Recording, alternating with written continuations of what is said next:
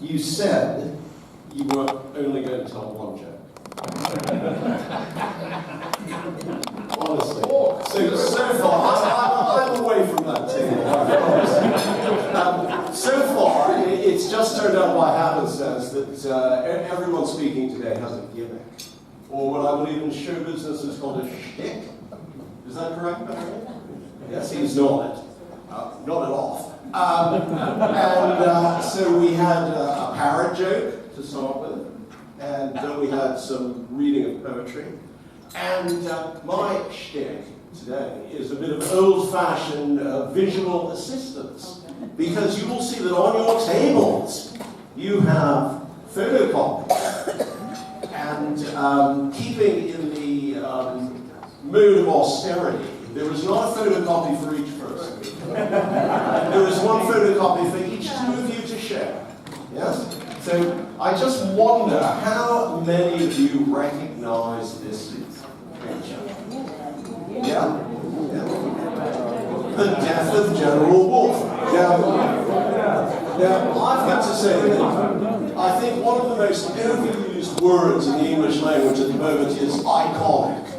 You know, if you listen to Radio 4, they talk about iconic hamburgers, iconic handbags, iconic everything other than pictures.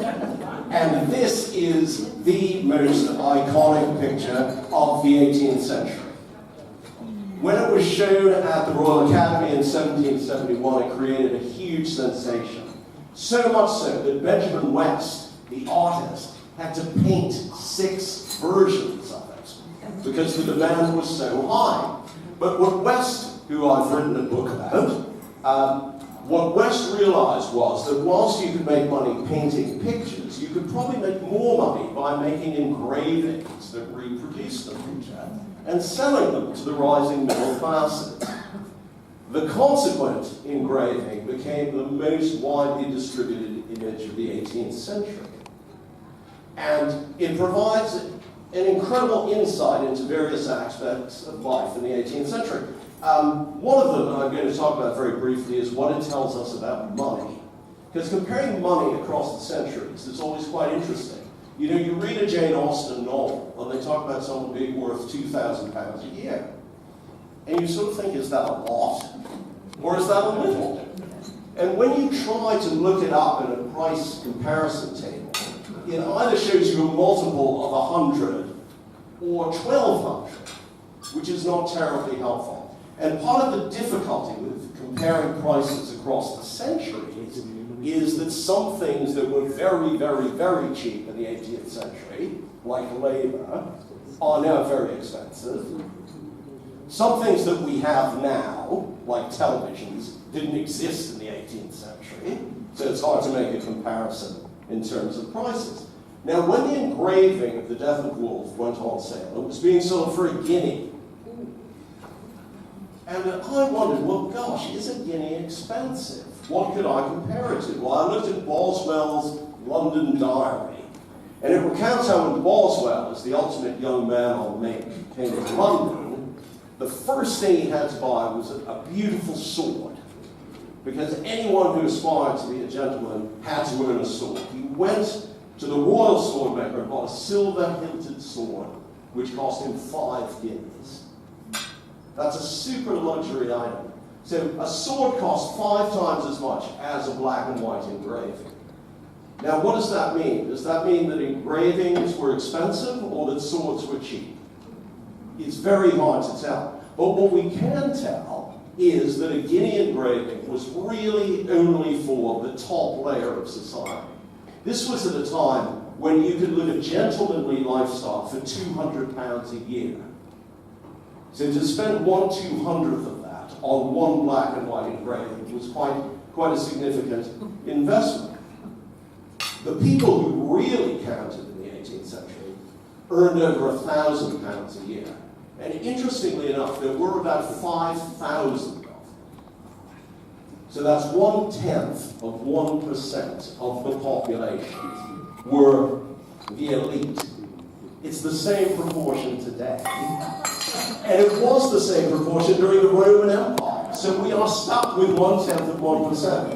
And what is particularly fascinating about the engraving of the death of Wolfe, which makes it a genuine icon, is the fact that out of the 5,000 top people in the country in the 1770s, 3,000 of them owned a copy of the death of Wolfe.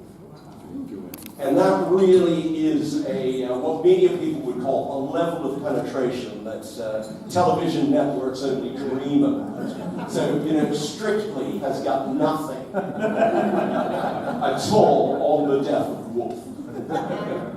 Now, what it also shows us about the 18th century is something about the meaning of truth. Because this picture purports to represent the death of General James Wolfe at the Battle of Quebec on September the 13th, 1759. Very few of the people in the picture were actually with Wolfe when he died. One of them wasn't in Canada, and another one of them wasn't even in North America. And you know something? In the 18th century, this didn't matter, because the idea of truthfulness in the 18th century was not reportage, not to record things as they were, but to record them as they should have been. And that's why this picture captured the popular imagination, because it showed the first imperial martyr of British history, General James Wolfe. It showed him dying as he should have died, rather than as he did die. And this captured the popular imagination and gave it an endurance and a persistence and an emotional power that would have been totally lacking if it had just been a bit of reportage. And the tradition that Benjamin West established of idealized truth lives on even in, for example, if you remember the great World War II photograph of the raising of the American flag over Iwo Jima, which of course was totally staged. And in fact borrows the same composition as the death of Wolfe. So there is an incredible persistence of this imagery, which affects us all today. It also represents, and my subtitle is The Struggle to Be Modern, it represents something about what being modern is. And I was asked, well, what is it to be modern in the 18th century? Modern is very different from modernism as a style. Being modern is not looking over your shoulder all the time. And it's worth remembering that until about 1750, people were always feeling inferior to the Greeks and Romans. Everything was compared to the great achievements of the classical past. And West came along and broke the mold by saying that what has happened today is history. And it's a history of which we can be proud, and it's a history that equals the great achievements of the past. And that's why this picture represents one of the first great steps on the road to being modern. Thank you very much.